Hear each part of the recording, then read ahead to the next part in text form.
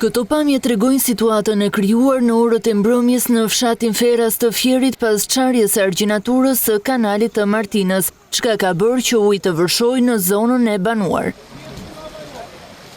Autoritetet nisën një ndërhyrje dhe morën masa për evakuimin e të gjithë banorëve. Niveli i vjosës ndërkohë e kaloi kuotën 9 metra dhe uji doli në autostradën Levan-Vlorë në fshatin Bishan. Një urdhër evakuimi ishte lëshuar gjatë ditës, por një pjesë e banorëve po rezistonin për t'u larguar nga shtëpitë. Këto pamje tregojnë operacionin e shpëtimit e 2 të moshuarve në të njëjtën zonë.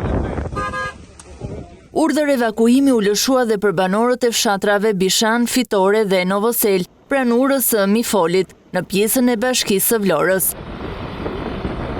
Disa familje u bindën dhe u larguan që me ditë, bashkë me qindra kokë bakti. Në pikën kyç është vendosur dhe i qendra e koordinimit të operacioneve të emergjencave civile, në drejtimin e ministrit të mbrojtjes Piro Vengu.